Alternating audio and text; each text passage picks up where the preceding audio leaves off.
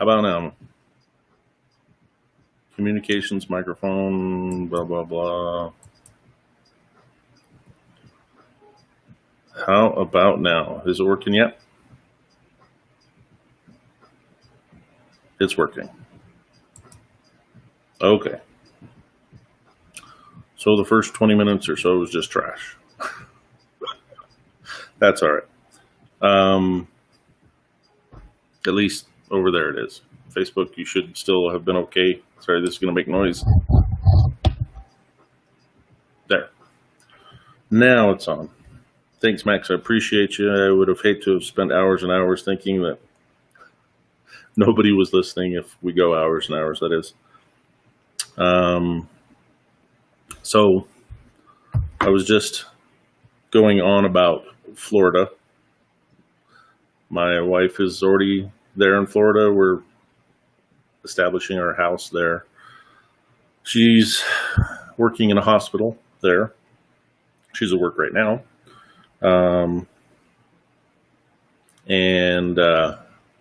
Yeah, the governor won't shut anything down or quarantine anything because he's worried about the economy, not really thinking that, the people in the economy are what drive the economy. And if they're, sick or in the hospital or dead, that significantly impacts how much money they'll be spending outside of the hospital. So, personal opinion, he's an idiot. Personal opinion. But good times. So I was going to share an interaction that my wife witnessed at grocery store. She threw this out on Facebook yesterday. It says, heard today while grocery shopping in Florida. Lady talking very loudly to another lady in an aisle over from me says, this whole virus thing's a hoax. All those people have been executed! Exclamation point.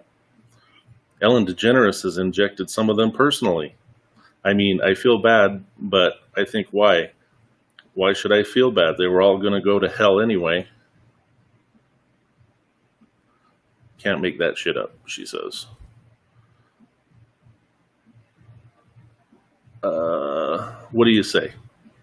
I mean, I just asked if there were banjos playing in the background at the time, or she's like, I don't even know which person it was, didn't make an effort to find out. So it was just better that she not know. Says, well, it might have been entertaining. I know myself well enough to know that she would have lost it. I'm from Nepal, and my country is economically poor. Not many people have died here from the virus, but many have died by committing suicide. Yeah, fear. I mean, yeah. I mean, the fact that there information that's out there that tells a normal, everyday thinking person that there's a huge problem, someone that's not thinking with their wallet and committing resources to be able to help people cope with it. I mean, fear of not having food, fear of not having the ability to live a normal life can drive people to extreme measures like that.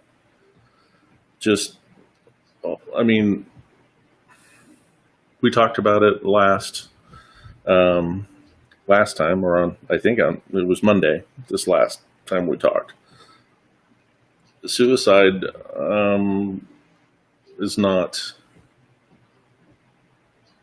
always a show thing. Some people use it, and the whole story of the boy who cried wolf, but it's when someone's serious about it, it is overwhelming depression that's causing mental anxiety and, for some of us, physical pain. And we can't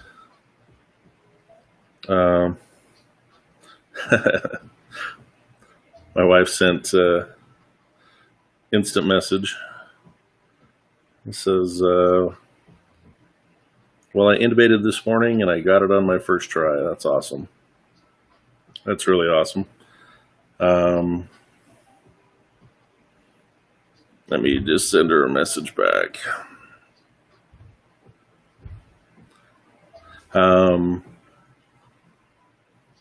Yeah,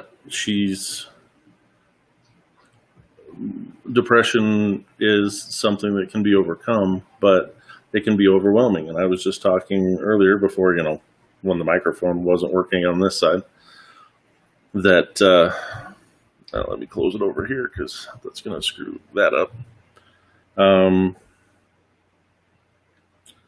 Depression is something that was affecting me yesterday. So Max says there are people here helping the ones who don't have any money for food, money for rent, but it's being sandwiched between India and China. And there hasn't been much death compared to the first world country, a first world country.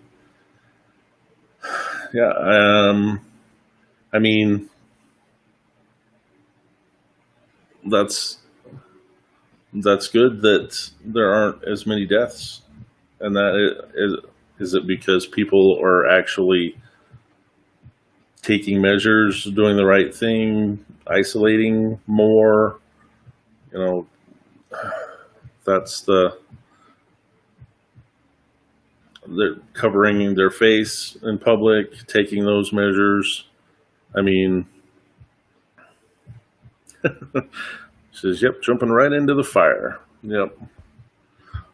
She had intubated for a little while, and Kathy was worried that, being out of practice, it's muscle memory, and once you've done it enough times, she's got it. So, no measures at all. So I don't know what the science behind the less infections there. I mean,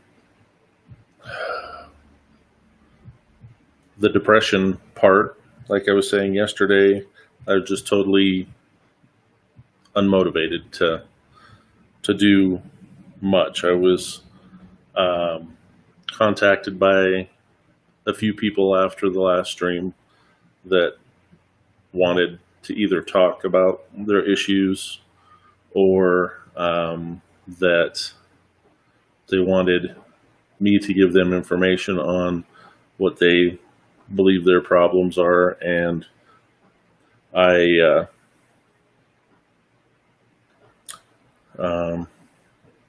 yeah, this is from How We See It. There's a lot of politics behind the whole CV-19 thing, not saying the virus isn't real. Right, it is real, because my wife is seeing people on the front line here deteriorate rapidly. Some are the ones that everybody worries about, elderly, immunocompromised people, but then there's people that are just normal, strong, healthy people that all of a sudden they test positive, they aren't feeling well, it doesn't go away, and then within hours, some of them deteriorate and end up on a ventilator.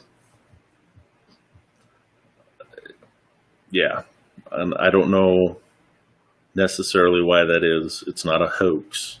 These people that are like the person in the grocery store. I mean, I don't know how to deal with that kind of stupidity. Yeah. I mean, in the back of the ambulance, I used to just lay it on the line. Hey, it's just you. It's just me back here. Whatever you say, not going to leave the back of the ambulance. Whatever I say, you can tell people whatever I say, but it's my word against yours. And I would just tell them exactly what I thought. And it was very cathartic at times. But anyway, I don't know. My depressive state yesterday kept me from researching a different topic for today.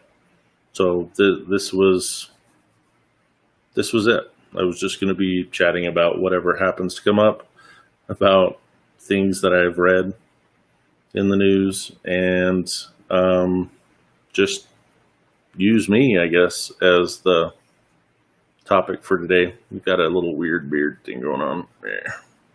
There we go.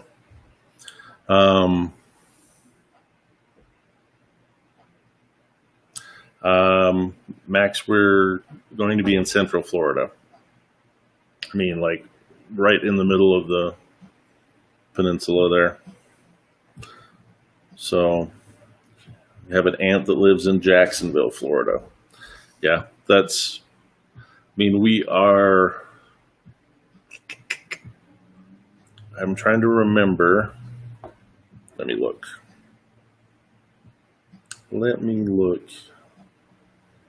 at the map.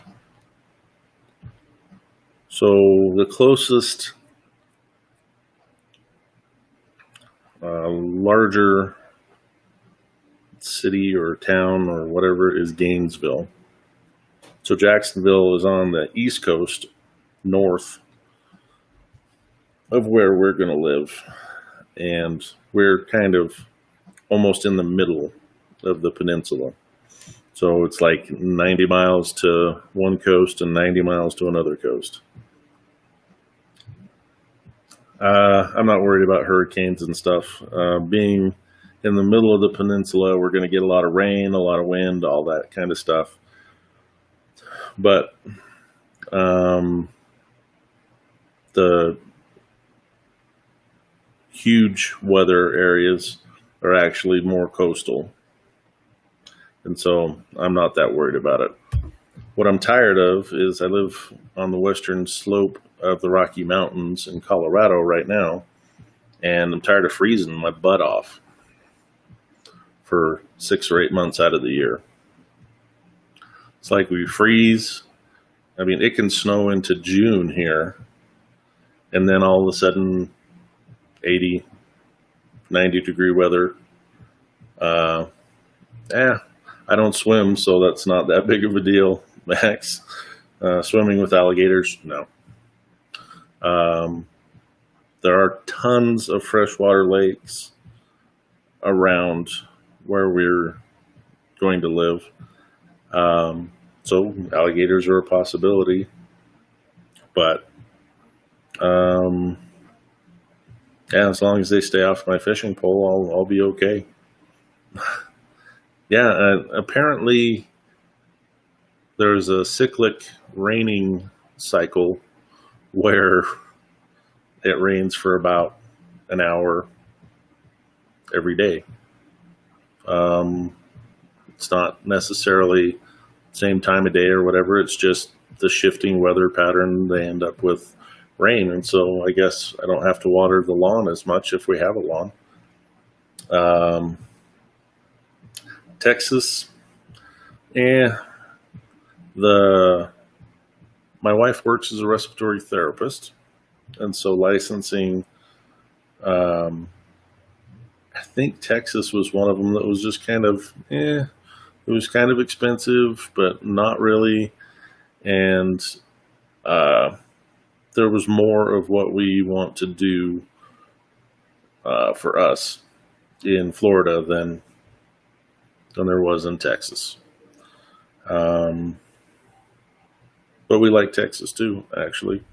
We went to Dallas for my birthday one year just because we could. And there's a ton of museums in Dallas and whatnot. It was awesome.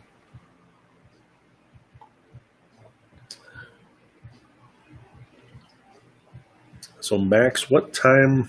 So are you in Nepal right now? And what time is it there?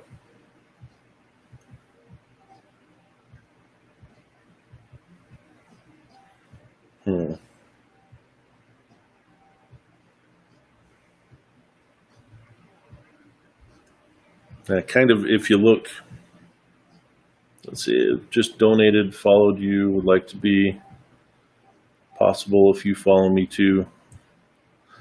Uh, all right, Johnny, appreciate you. Um, yeah, licensing, moving state to state is a headache. Some places. So my wife worked for a short time as a what we call a traveling therapist. So she took a contract job in I'm trying to think, Maryland, and they were preparing to be hit with COVID-19 patients. So the contract was huge, the payout was huge. Um, okay, it's 9:45 in Nepal. Nepal, gotcha. Um, hello there. Good morning, my dear daughter. Um, so she accepted a contract in Maryland, and they were doing emergency licensing. Well, that lasted for about a month. They contracted for a set amount of money for like housing and living expenses, and then the salary itself, and there's only so much that you can tax of everything. So it was a huge amount of money that they were spending in preparation for something really bad to happen as far as influx of patients, this particular hospital. Well, because they didn't see that happen within 30 days, they just decided to cancel the contract. And the contract was written pretty much so there's huge penalties if she canceled or quit. There were no penalties if the hospital just gave notice, a week's notice or something like that. There was no penalty for them. And there's no penalty if the company that she worked for just decided to cancel the contract too. So, yeah. So they just decided after about 3 weeks, when they didn't see huge influxes of patients, and mind you, they had probably a dozen traveling nurses and half a dozen respiratory therapists that they're all paying a lot more than they were paying their own people because they needed emergency help, they thought. No, they just changed their mind, and all of a sudden, she's on her way back home. And we, are without an income because I'm not working now. I kind of self-retire. Yeah, she was already in Maryland, Max. She was there for 3 weeks, or 2 to 3 weeks. And so, yeah, all of a sudden she's on her way back home. Luckily, because they did pay so much, we were fine. I mean, she could have been here for without a job for 2-3 months. And I mean, we would have been scraping by, but we would have got by. So that's how she was able to take the time to find a job somewhere that we wanted to be. And we decided Central Florida was a good place. I mean, it's got the climate that we're interested in. We want warm. Yes, it's hot and it's humid, and some people don't like the humidity, and that's the first thing that everybody's like, oh, it's so humid there. Oh, it's so hot. Max, before I retired, I was a paramedic on an ambulance. And here in our town, I was working as a respiratory therapist too. Right now, I'm a licensed respiratory therapist in Colorado and a licensed paramedic in Colorado and Utah. And I don't want to do either. And my wife doesn't want me to do either because I'm not quite as great a person when I have all that stress going. I have post-traumatic stress disorder manifesting itself in anxiety and severe depression and panic disorder. That's part of my anxiety diagnosis. It's a great combo. If you have the option, I wouldn't recommend it at all. But yeah. So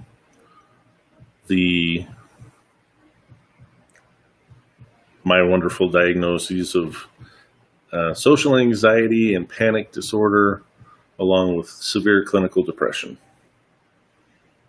Hello, Born in the Shadows. How are you? Yeah, we would have been okay here for a few months. And so she took time.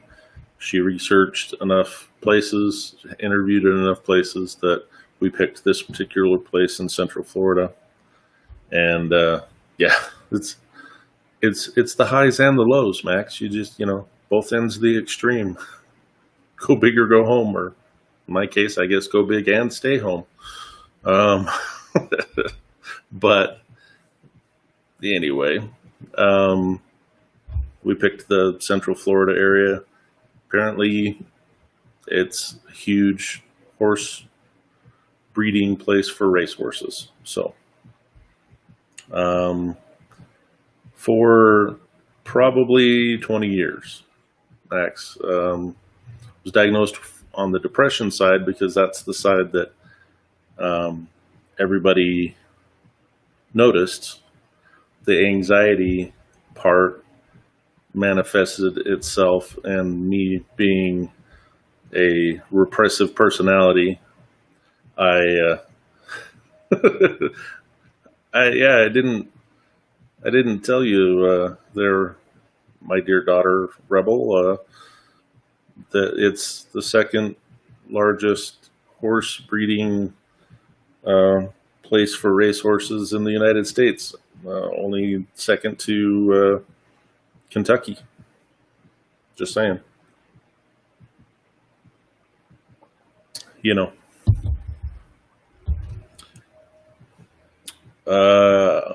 I could,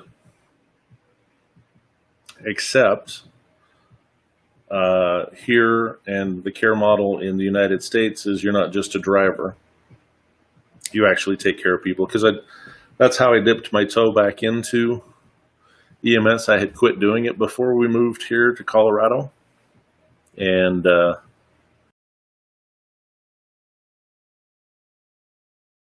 let, you got to use your skill, you got to use your experience, blah, blah, blah. And I should never have done it. It's my fault. I should never have gone back in. I should have said, no, I'd be happy to help you with doing training. I don't want to do that. I mean,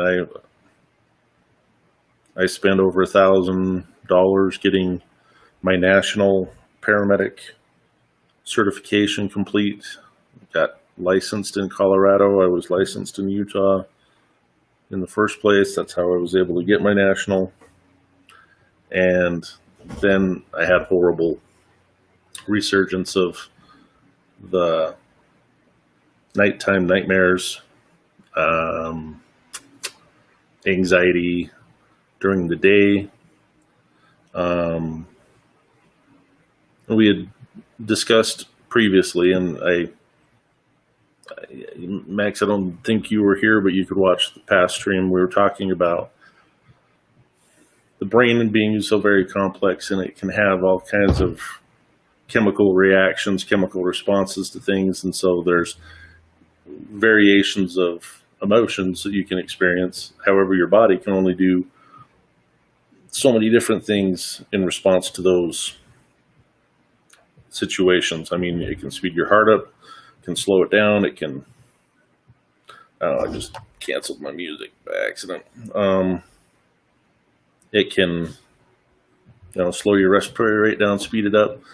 There's just not that many other responses that your body can do compared to what your mind does.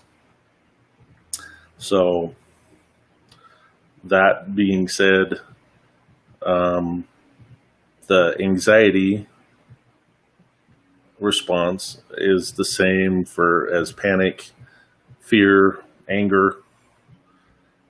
So my anxiety about going out into crowds now manifests itself like anger, and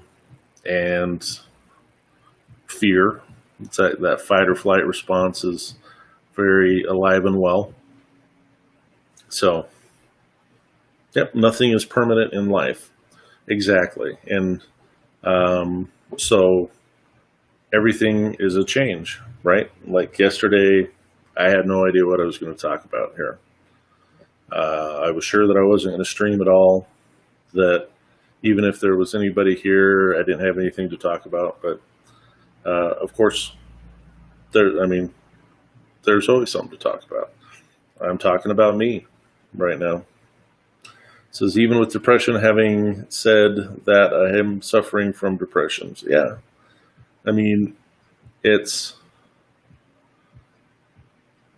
everybody has the capacity to have short-term depression, but it's a matter of, does it last? Is it a long-term thing? Everybody's different. You can take 20 troops, military people, put them into a traumatic battle situation, and maybe one or two of them will have lasting problems after, or maybe none. There's no predictor, there's no guarantee. All I know, so we have to suffer once we're born. Well, yes and no. I mean, there are situations that create the opportunity for us to suffer, but it's how we respond to that situation that determines, I guess, the amount or the degree of suffering, if that makes sense. So you're just, not exactly sure what they were carrying with them when they walked by. Anyway, it's just the amount and for how long that suffering will continue. I mean, overthinking, Max says maybe overthinking is the problem. It's being alone with your thoughts, and partially the mentality that was ingrained in me in emergency services is plan for the worst, hope for the best. Well, I've become really good at planning for the worst. Sometimes it's more difficult to hope for the best side. You know what I mean? But there's always something that can be done differently. And yeah, people that just try to help are like, oh, well, just don't think about it. Just don't worry about it. Why are you worried so much? Well, that's one of those wonderful mysteries. Why does somebody with anxiety worry so much? Well, it's a self-preservation response to what my mind thinks is a dangerous situation, even if my conscious, educated, experienced mind knows I'm not going to go to the grocery store and end up really in a life and death situation, most likely. All right. But you can't tell my automatic responses from my brain that, yeah, just be happy that you can help someone. Yeah. I mean, just talking to someone that can identify with your depression or your anxiety can help if they are someone that will just listen. A lot of times you don't want necessarily someone to fix your problem. You just want somebody to hear it and you want to be heard. Just because someone is necessarily complaining in some people's minds about a situation doesn't necessarily mean that they're looking for a resolution. They just want to be heard. And as long as you're not giving the same response every time to every thing that they're saying, I can't remember who I was talking with. There's this particular person that I worked with that the response to everything was, "Oh yeah." I mean, that is a vague response, and it is saying, I've heard what you've said. But if you say the same thing the whole time, are you really listening? So sometimes you don't have any words for what somebody is going through, and so you have to convey the idea back to them that, you know what, that sounds like a very difficult situation, and I feel bad that there's nothing that I can do that can change that for you.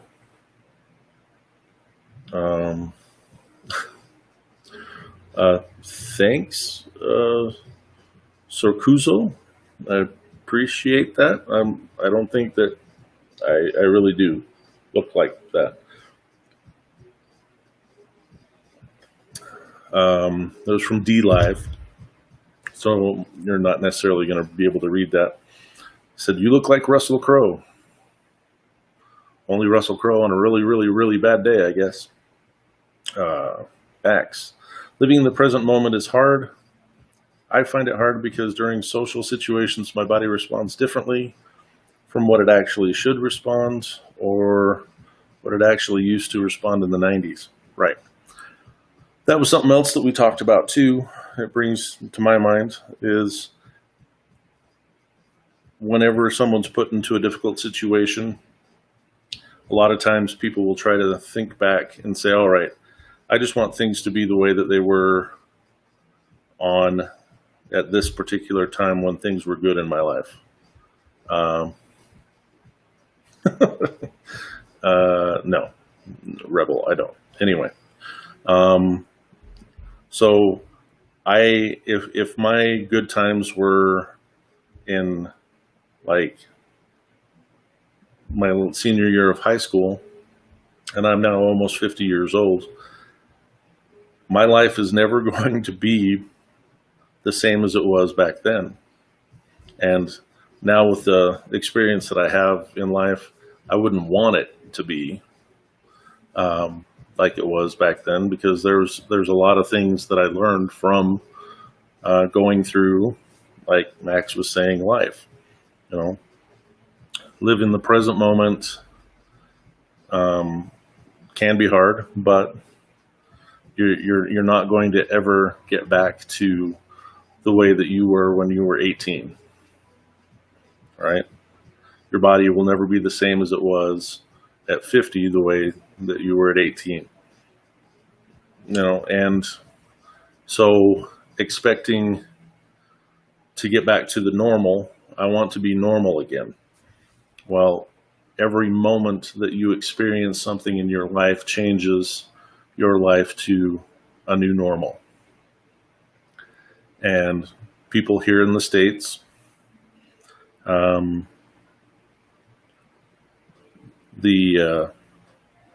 to experience, let's see, over here on Facebook, Dave Irvine, good to see you, brother. Many good times and bad times together. Love you. I really appreciate it, Dave. Thanks. Dave was one of my paramedic partners from the company that I used to work for. And we have spent several hours of laughter, several hours of pain, more than we care to talk about. But good to see you too. Appreciate you. Good to see words from you anyway. Um, New normal is what I was trying to get to. This wearing masks in public, maybe that's going to be our new normal.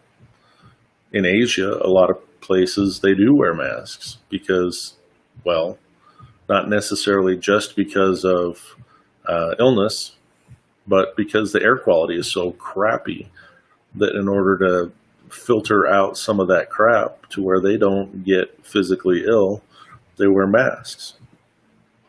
And it's a socially accepted thing there. We're going to have to get to where people will socially accept you wearing a mask in public.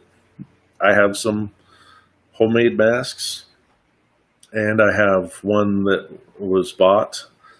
So when the acceleration of the COVID-19 started happening, I had jokingly said, well, over here on this particular website, they were selling masks for people with rave or go to raves here in the States. I said, well, it has the ability to put a filter in it. Why don't we order some of those? Within weeks, those were on back order. So Max says, hey, man, you're in the United States of America. Wish I could exchange places with you. Haha. Yeah, and that's where it's difficult. I've traveled outside of the United States, Max. I've been to places that I have visited that, like Turkey and Bangkok, and I've seen the wide range of opulent richness down to bare poverty. And not a lot of people have actually physically seen that. They might have had a video thrust at them over the internet. They might have experienced it via, remote from their comfortable air-conditioned living room, but they haven't been there. And I've been there for short amounts of time, or I've driven past it in a nice, safe vehicle and wasn't really exposed to it. But I feel for people that don't have the ability to have everything that we have available to us. Hello, Made Canadian. I appreciate you. And my daughter says, Scotland, take me back. Yeah, exactly. Well, yeah, and if they used respiratory therapists in Europe more, maybe we would be over there. But I don't think that I don't think that we can change their care model just so we can go back to live in Scotland. But to be in the situation that you're in, I do feel for you. I can kind of identify with a little bit of what you're going through, but I won't pretend to say that I understand it completely. And I wish that, there was more that I could do as a single person or as a country. We probably don't do enough. So.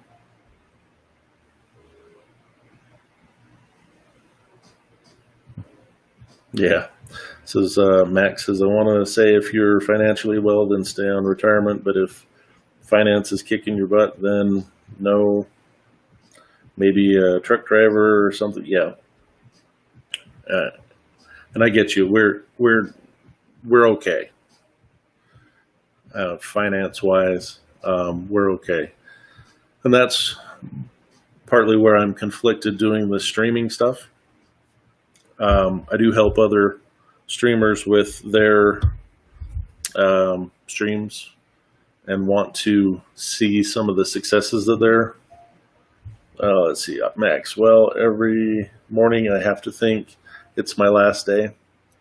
And yeah, I get what you're saying. And in some cases it could be. I'm like, I mean, you have to keep your head about you and say, all right, well, if this is my last day, I'm going to go do these wild, crazy things. Well, then you have the repercussions of, what,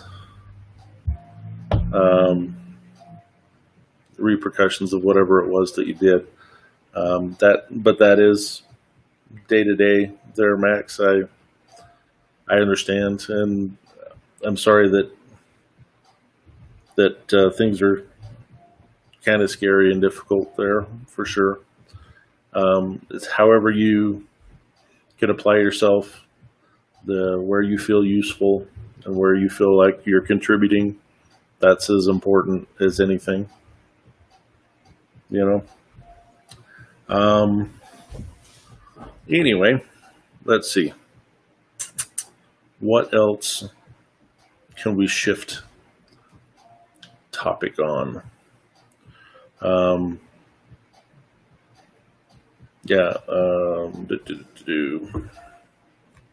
me look back through. Oh, I was talking about seeing some successes online. Hello there, Crazy. What's up? It'd be nice to see the successes on like Twitch that some of the other streamers are, but my gaming skill is, people aren't going to be tuning in for my gaming skill. They're going to be tuning in for my personality, my conversation. Made Canadian, yes. Over my right shoulder, that's Eric Cartman, and he has a Pumpkin King stocking cap on. Yeah. I live in Colorado, and South Park, the cartoon's based in a mountain Colorado town, so I figured it was very topical. Those of you that like South Park, it's, you see Eric, the police officer, sorry, it's over my left shoulder. On screen, it's on my right. Police officer Eric with his reflective sunglasses, has the mountain scene on the sunglasses. Yep. And my writing tablet, my temporary working quarters here are pretty close and tight. I don't even have room to put anything on this desk right now. So, shift some stuff around. So back there behind me, I've got a sign that you can't read that I gave my wife. It says, "Love you more." Got my diffuser. Max, thanks. Like I said, Max, if there's anything that you can do to aid in someone else's dealing with it, it may be able to be a diversion and turns, a negative situation into a positive. And I'm just saying that offhand because I don't really even know what that situation would be in your case. But I hope that we can find some positivity for you, and hope that we can help you find a way to get through, even if it is just words through a computer screen or a telephone or whatever, and you can share your experiences with us, and we appreciate you. Okay. I got in the background here, I've got my diffuser that's changing colors, and actually a broken Xbox remote that I can't bear to throw away because yet another Xbox controller being weird, and then the A-word speaker robot thing that doesn't really work. All right, it says, will there come a time when you'll be able to have comments on different streams match up? What I mean is so viewers from different media can see. Yeah, I mean, I I can do that to a certain extent now. I mean, I can click on your comment and it'll show up here. I'm trying to get used to it. It'd be great if we can consolidate everybody into one spot, but there's no automatic way. So I have to do that for every comment, and I just would have to make sure that that's what I wanted to pop up on the screen. So I have no way of editing it. So I can bring it up and bring it back down.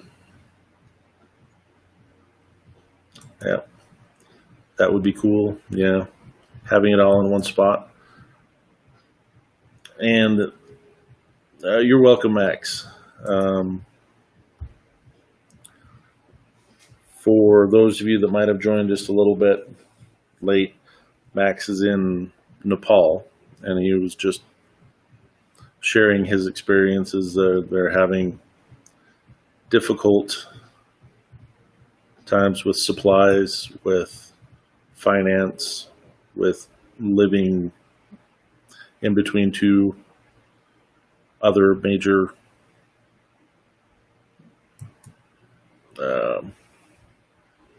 someday we could get all of it condensed. Yeah. And you know, if I can figure this out, as far as Restream goes, I'm going to continue to use the free version. I don't think that I'm going to try to use their subscription, because in order to do everything the way that we do on, say, a gaming stream, to have layers put on our screen and to be able to change the look of the stream, they want like $50 a month. That's craziness. I can do some of it in OBS, but I can't stream it on multiple streams through OBS. I think if it was possible, they would. You know, living between two big fornicators of the world. Yeah, Max is referring to China and India.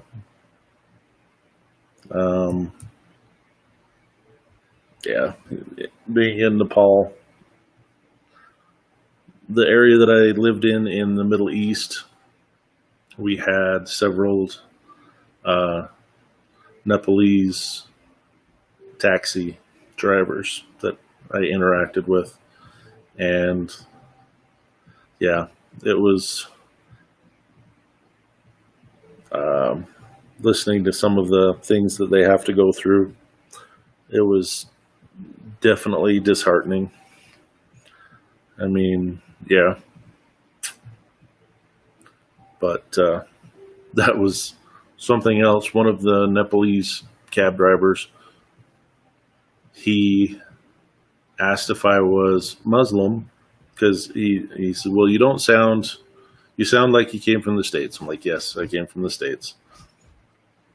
He was like, well, are you Muslim? Is that, you know? And I'm like, no. He's like, oh, well, you look Muslim. I'm like, okay. I was wearing a button-down shirt and jeans and whatever. I was like, oh, okay. The next time that I encountered him, I had been to the mall and had a haircut. Come back through, and I was like, you were the one that thought that I looked particularly Muslim last time you picked me up. He's like, oh yeah. He says, you still do. Like, had to think about it. He's like, well, I'm not Muslim, but the guy that cuts my hair is. That's his experience. So the way that he trimmed different crisp lines in my beard and had it at a certain length, and I definitely picked it up. Yep. Because of the way that my beard was trimmed and lined up, I definitely had a more Arab appearance than I did a American appearance, or a Caucasian American. So, and it definitely was interesting. There are so many people from so many different countries working in the United Arab Emirates. Experience with a cab driver. This brought up this story in my head. We were in Dubai with our son Aaron. Our son was visiting, and we were going from, I can't remember, our hotel, which was interesting in itself, going down to downtown Dubai, going to the Burj Khalifa.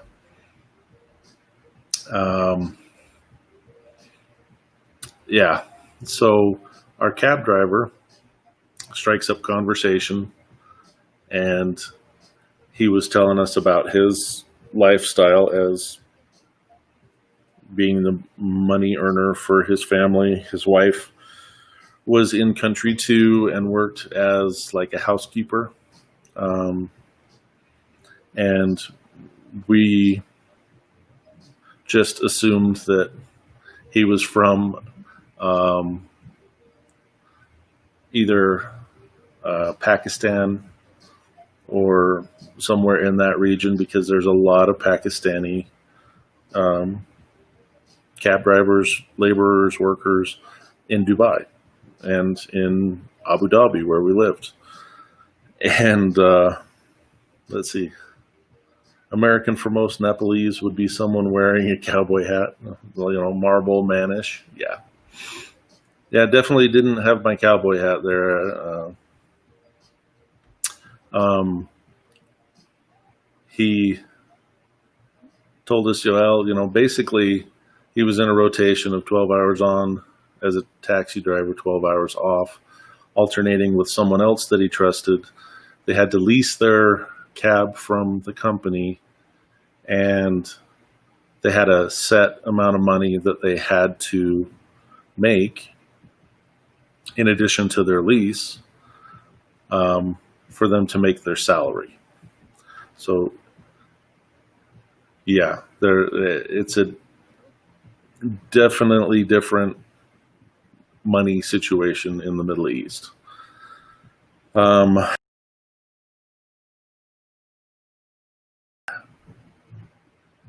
So we're like, wow, that's a lot, 7 days a week he does that. And we were asking him, well, what brought you here versus staying at home?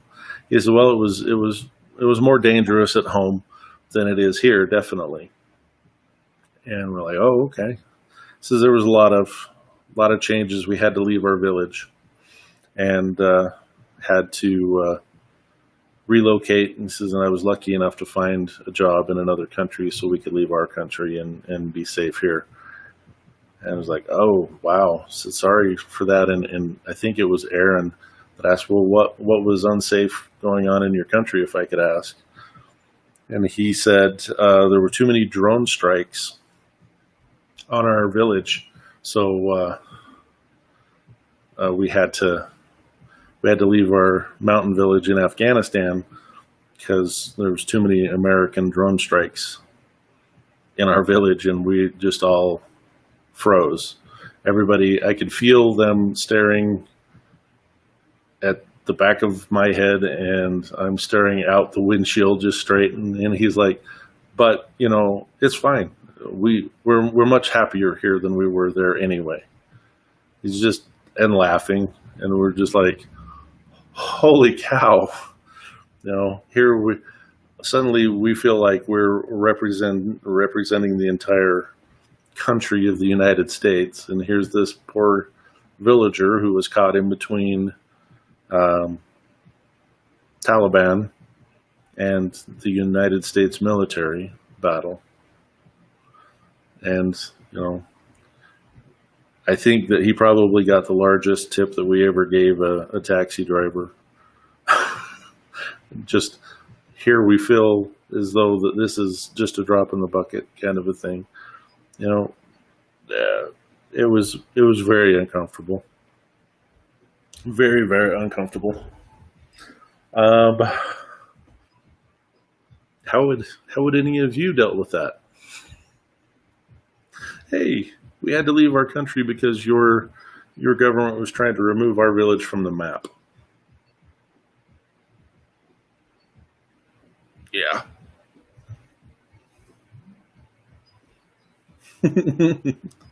Yeah. Much respect to the guy. You could definitely hold a grudge on that, but seems very nice and down to earth. Oh, he was. I mean, he said, "Oh, you want to go to this particular restaurant because it has the best food," in the same tone as, "Oh, well, your government was trying to erase my village from existence." The same tone of voice. Oh, okay. Uh, let's see there. The more a person deals with other nationals, the more that we see the actions of all nations affect others. Yeah. Yeah, I mean, here's this guy who was living in a mountain village who was essentially a family of like sheep and goat herders. Um, 1 minute, and now he's a taxi driver in Dubai because his home is gone, and a good portion of his family were killed. But he was happy that his existence was better where he was at, and he says, I know it wasn't you that did it, so I'm good. Totally uncomfortable. It wasn't a long cab ride, but it felt like a long cab ride.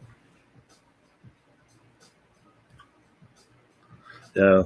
Max says, we wonder all the time why the U.S. military have to travel miles away from home to fight for nothing.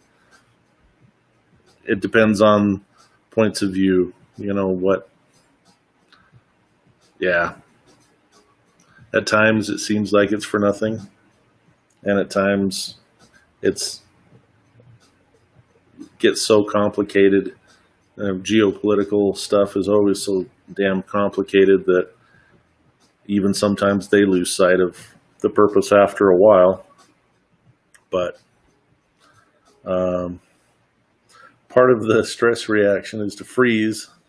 Yeah, that often doesn't get mentioned with the fight or flight response.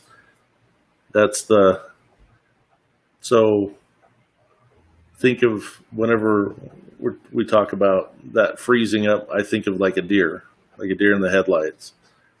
It's like the battery is charging, it's charging, and what is going to happen next depends on how I'm going to react, right? So that fight or flight, it's like the loading bar on your computer screen, your video game or whatever. It's just loading, boom. What's going to happen, right? So, all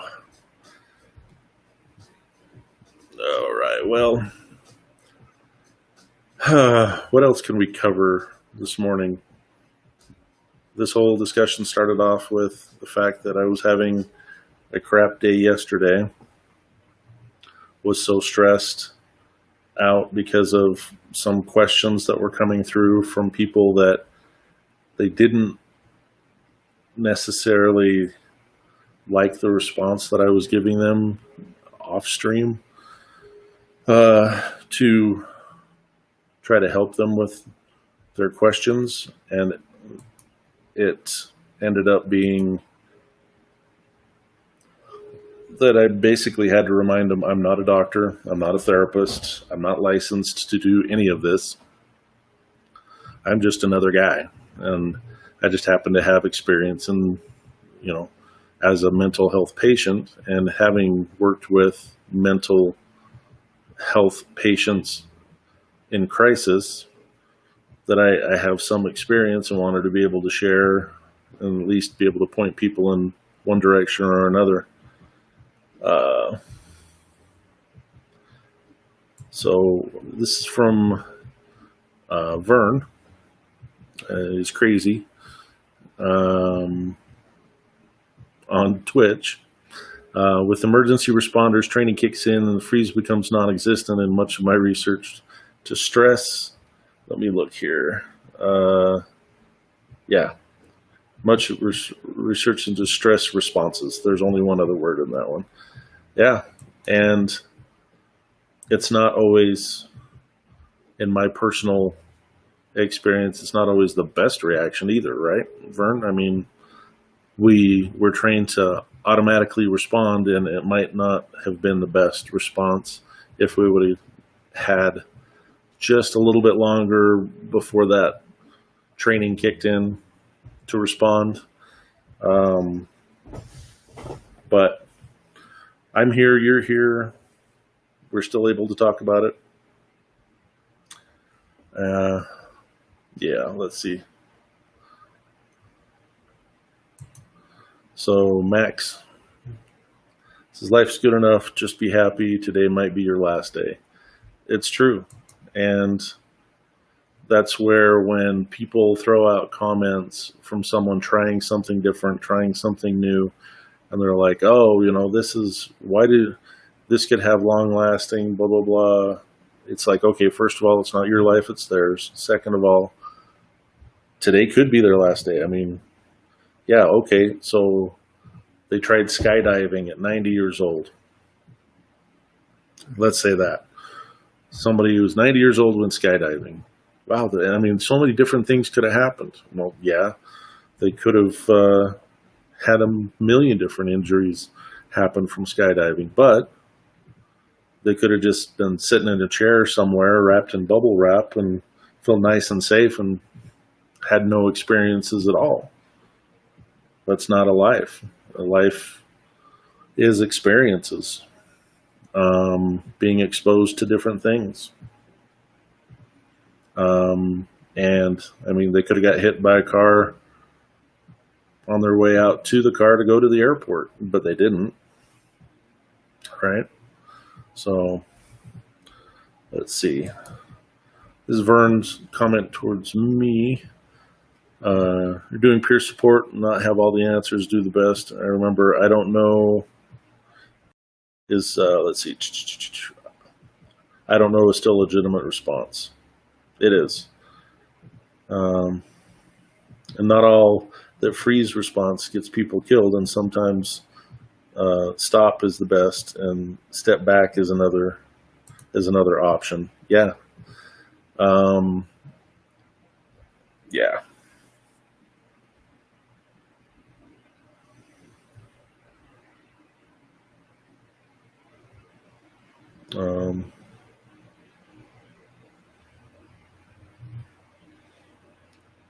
Anyway, talk about freeze response there for a second. I wasn't understanding what I was reading at first.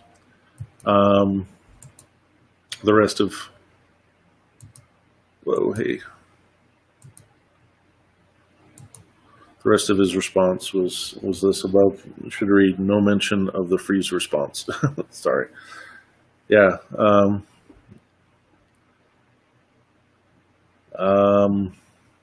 So anyway, we were talking about earlier, those of you that are on Facebook, trying to consolidate all of the things that are being said on one screen to the other. So I'm trying to click and bring stuff up so you can read it, because I've got DLive, YouTube, Mixer, God rest you in peace, and Twitch, all on my computer, and then I've got my Seasoned Medic Facebook over here on the side.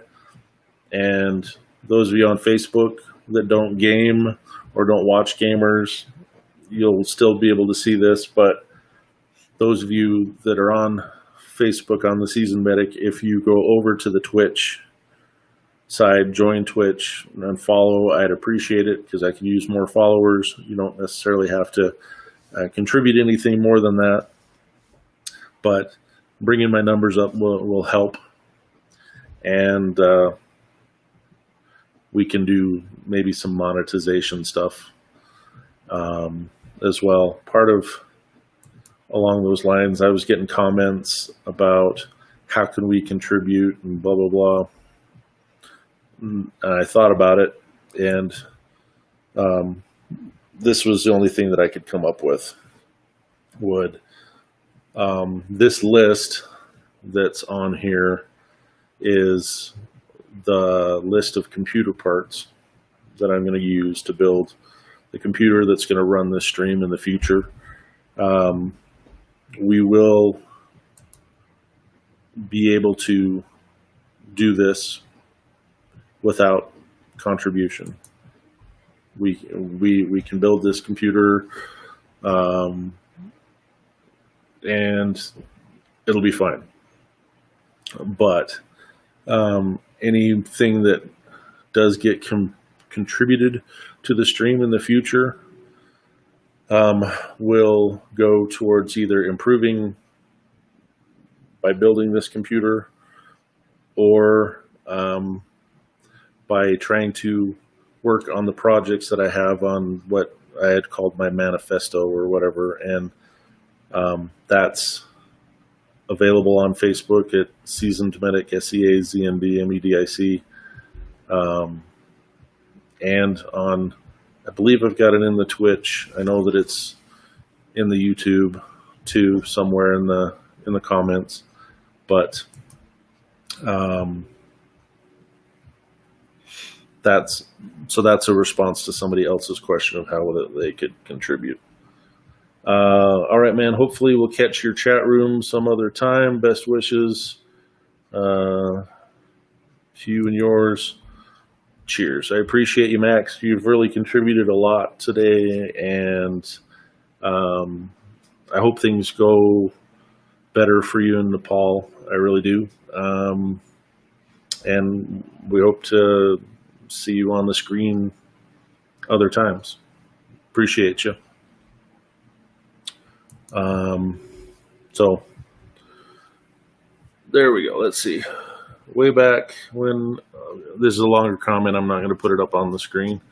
Way back when, I wish I had been taught more had been taught to us about how our body would respond to what we would see. Sorry, I am old these days and sometimes won't make sense. Best look on the subject I found, The Body Keeps the Score by Bessel van der Kolk is the author, for those that are interested. I wish I could cut and paste because it's only going to put that much of it on there. So another reason for you to go over to Twitch is some of these comments. You'll be able to read them. So The Body Keeps Score is the name of a book. You know what? I'm going to try to just type it into captions. How about that? Let's do that. The Body Keeps Score. Get my headphones out of the way.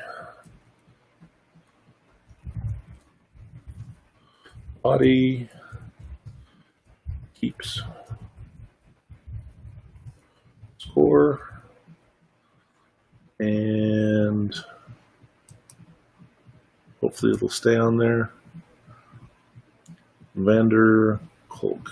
Bessel van der Kolk. That'll help. Bessel. Van der Kolk.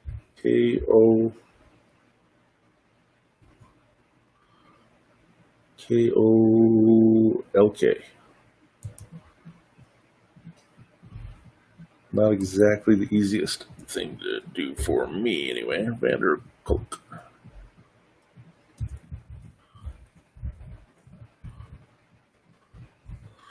All right, add that as a caption. Boom. And show that on the screen. There we go. The Body Keeps Score.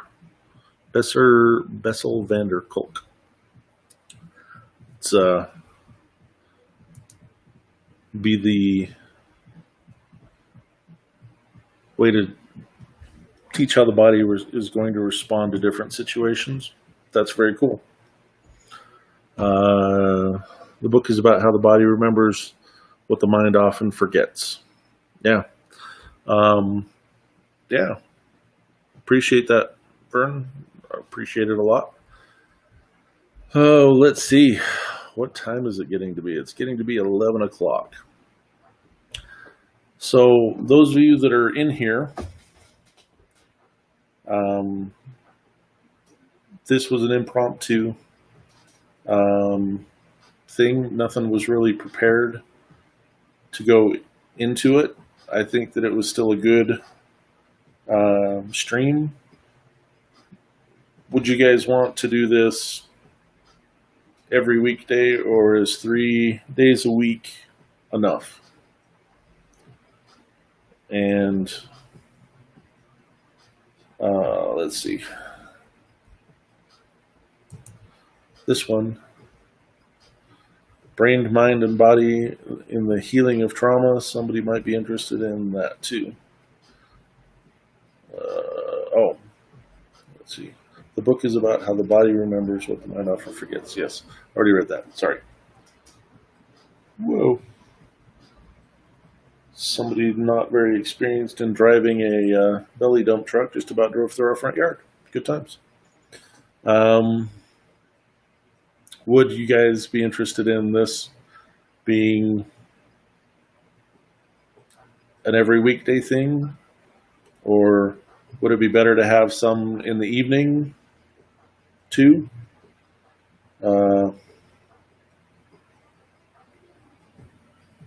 Yeah.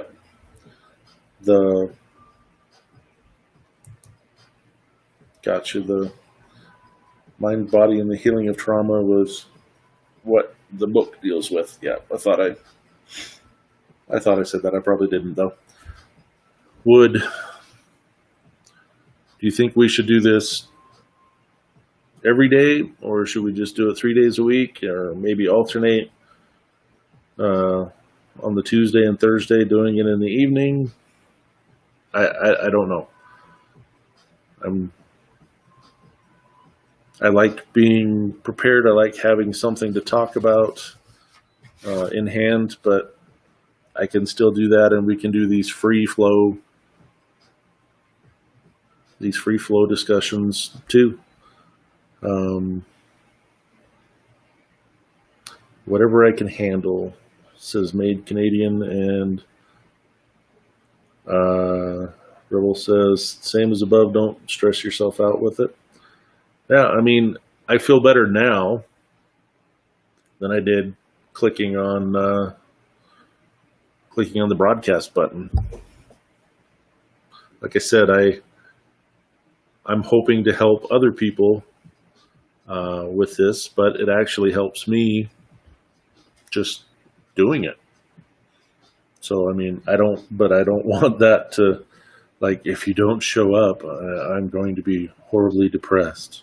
No, that's not, I'm not guilting you into watching this every day. You know what I mean? But at the same time, not sure how much of a good thing is too much of a good thing. You know what I mean?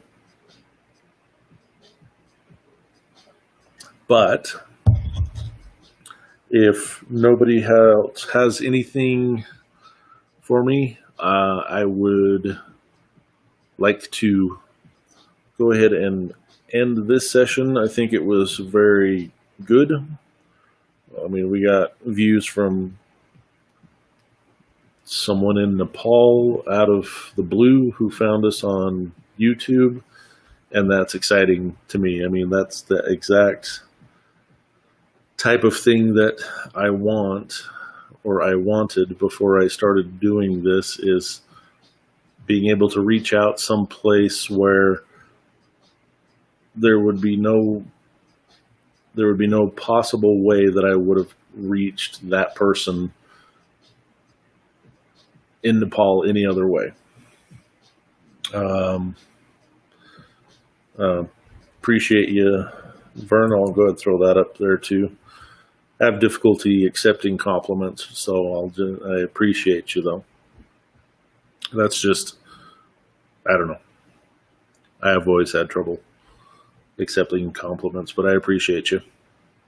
There'd be no way on, in this time and space that I would ever be in Nepal to talk to that guy and say, or girl, I'm not assuming, to that person that, depression is an everyday thing. Their brand of suffering is different than my brand of suffering, and now I can identify a little bit better with my situation because my situation isn't their situation. And hopefully with whatever we said, we made their situation a little more tolerable, a little more bearable, and we'll see them back another day. Made Canadian says, yeah, this is great. I'm not one who experiences PTSD and deal with stress very well, but I really enjoy being educated on what other people have to deal with. Yeah. And it can be difficult. I mean, so somebody else's view, no, I am not a doctor.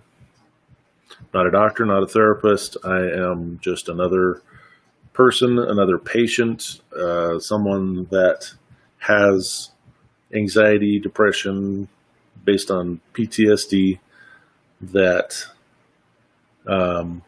wants to reach out and actually have conversations, talk to people, make it more commonplace for us to talk about mental health issues so that there's not such a stigma attached to it. Nobody should suffer in silence because they feel as though it's socially unacceptable. So what brought that about was this comment off of YouTube. Are you a doctor? Nope, not a doctor at all.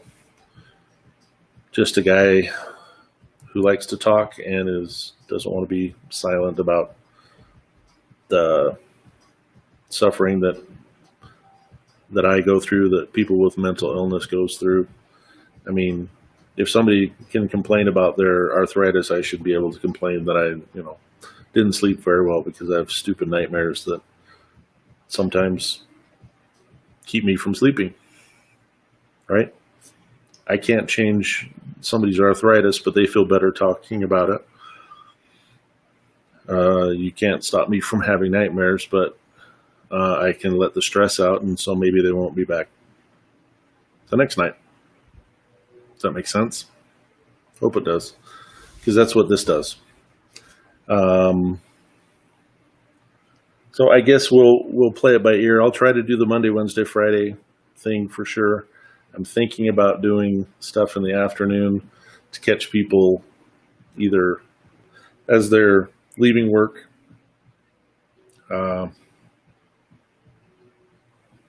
Let's see. This is the comment. I have an essential tremor. What do you know about it? I don't know anything about that particular condition. All we can do is try to research it. We can research it, and what have you been told about it? So anything that we tell you here would just be speculation and or opinion. Vern says, I hate the nightmares. We should be allowed to discuss our ailments. Talking does help.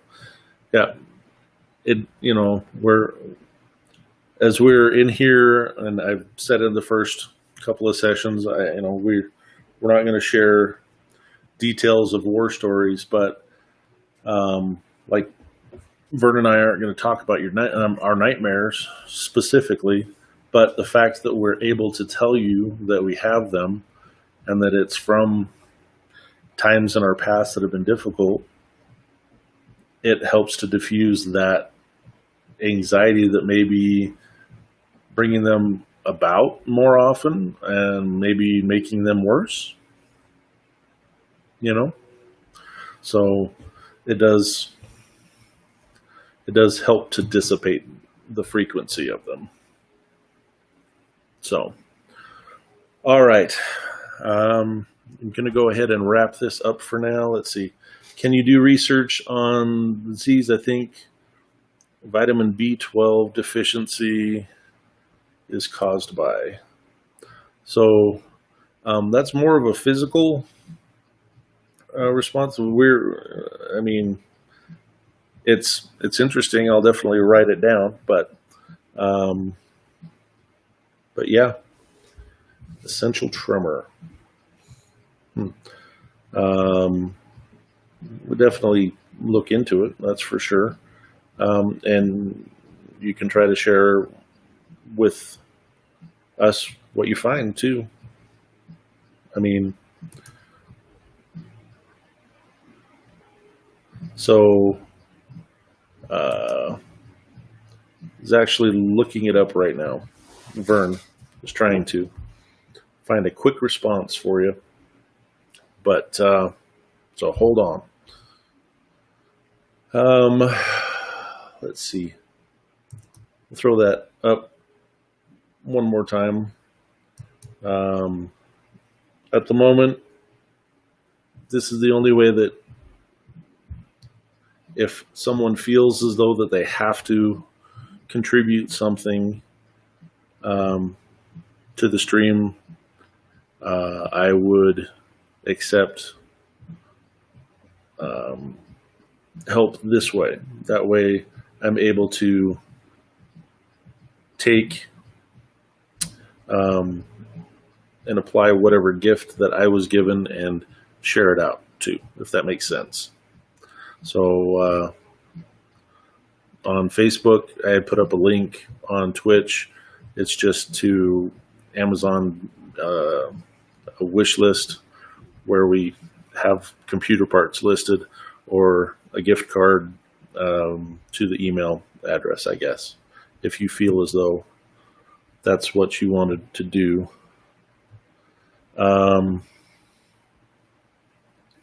Okay. Said that he tried to look, but there's not much in Turkish medical sources. Thank you anyway.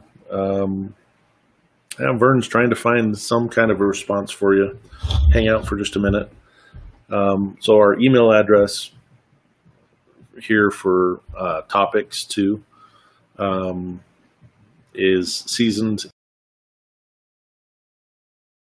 azndmed.com. I can throw that up too real quick.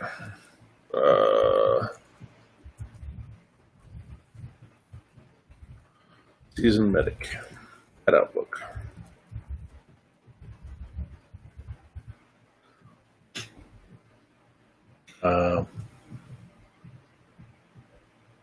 There.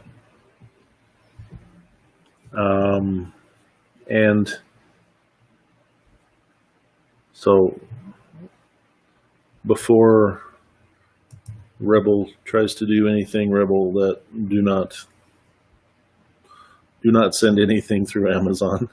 You're already contributing right now. Okay.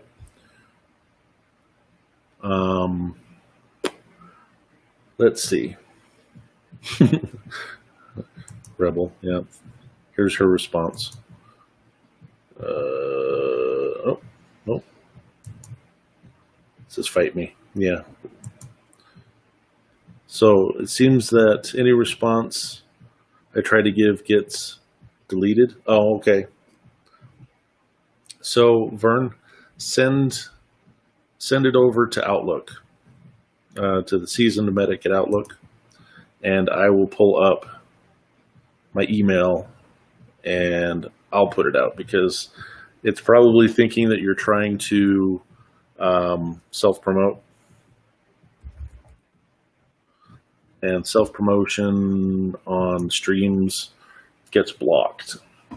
So the only way around that is to type out the words, like if it's an email address, to just spell everything out, like dot for DOT and at for the at symbol, that kind of stuff.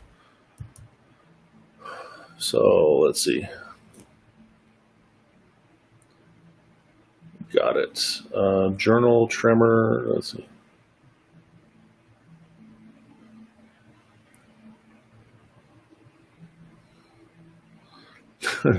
He says, that's what I thought. I'm trying to help, damn it. Yeah. So we've got this. Journal of Tremor and Other Hyperkinetic Movements is one source. On Twitch, you can give permission as well. Yeah, I don't know how to go through Restream in order to let him have it show up. I know he's on YouTube right now to get the comments instead of being over here on Facebook, so I can have it on the main screen. So Vern's already taken 2 or 3 steps to get stuff on the screen to make it easier for me. So there's one place that you can go look.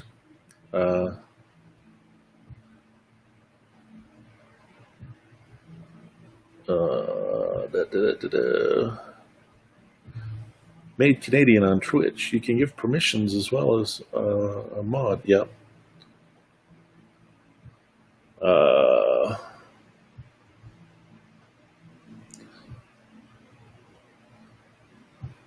Salam, big boy on DLive, big boys.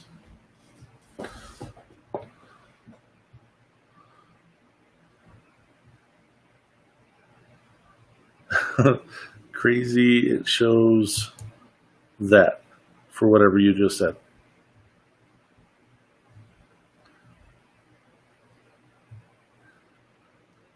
So let's see. Do not know English. Okay, I understand. So is it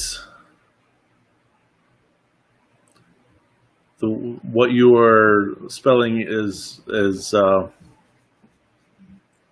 you speaking Arabic?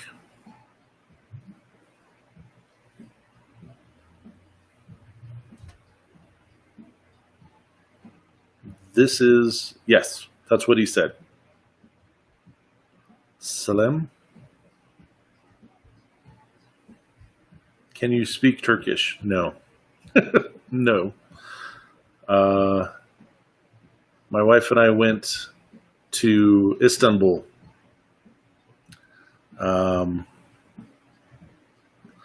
And for us and every taxi driver, it was a nightmare trying to communicate. Even just where our hotel was until we got the bright idea. Okay, let's see. Here's another reference for the Tremor. Try the Mayo Clinic website, if you're able to, for the information. We finally got the bright idea to have the hotel clerk write down simple responses for us, for cab drivers, on how to get us to the Hilton at the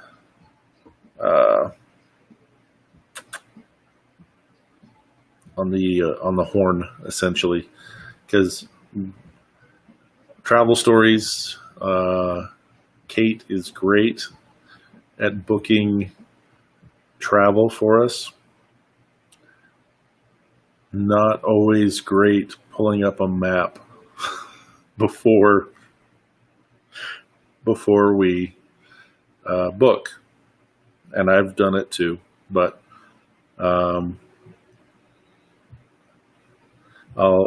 come to Malta. Malatai, I cannot pronounce that location. Maiden's Tower. Yeah. So the Turkish, we were on the Bosphorus, just down from Mini Turk. But Mini Turk is enough of a distance that this fat kid and my wife didn't really want to be walking from Mini Turk back to our hotel, especially since it was up on top of a large hill. And the other thing that was awesome about that was at the base of the hill that the hotel was on was the opposite, I believe they called it the opposition party political headquarters. So there were men in armored trucks standing on the back of armored trucks with Uzis on their chest and manning 60 caliber machine guns. It's an interesting business move for Hilton to have a hotel on a hill above a small fortress, but good times. But it was interesting. Yeah, I think on Twitch, Vern, yeah, exactly, Rebel. I think I'm going to make Made Canadian, Rebel, and Crazy mods so that if they type in addresses that you'll be able to see them. So, and since I don't know exactly what address this person is trying to put through, I'm going to end up having to take that out. Vern says, hope that information helps.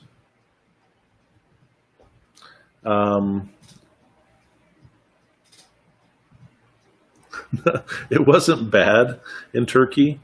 I liked it. I really did. And I would go back now that I know more about the area that we were in. We were right on the Golden Horn at the Hilton Hotel on Golden Horn. Well, when that isn't necessarily the Hilton that every cab driver is used to.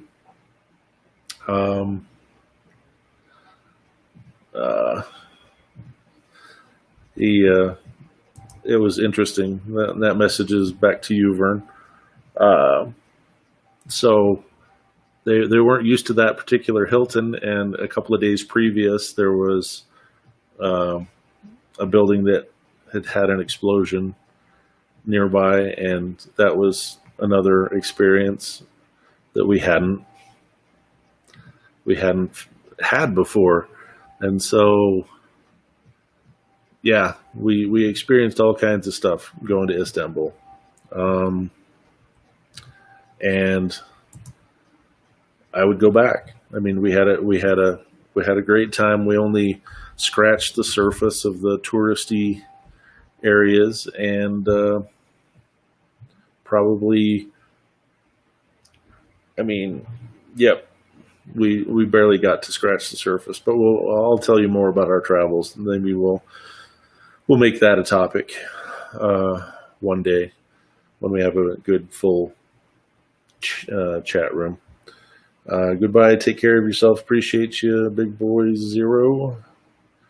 And Vern, really appreciate you looking stuff up real quick like that.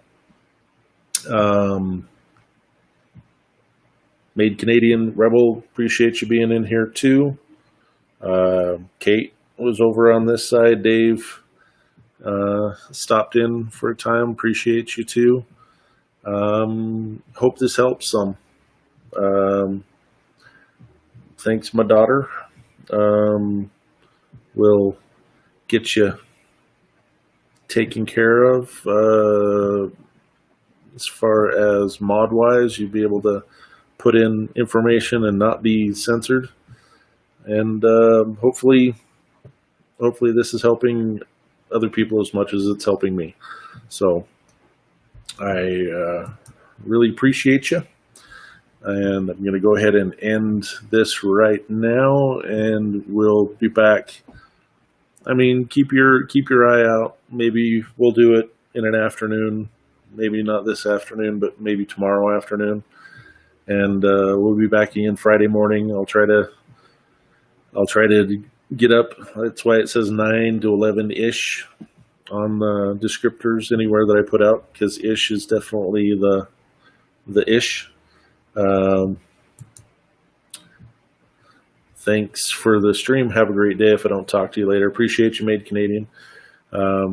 He and I played some games last night. He didn't know that I was having too of a rough day yesterday, and it did help out. Appreciate you, and it was a great help. But anyway, we'll do this again Friday morning. I'll try to be on around 9. If y'all can't be here till 9:30 or so, then that's fine. That seems to be the norm around here, which is okay. So anyway, close it the same way that I always do. I appreciate all of you, and I hope you have a good day, not just because I said so, but because you deserve it. And we'll talk to you again at least Friday. All right? We'll see you.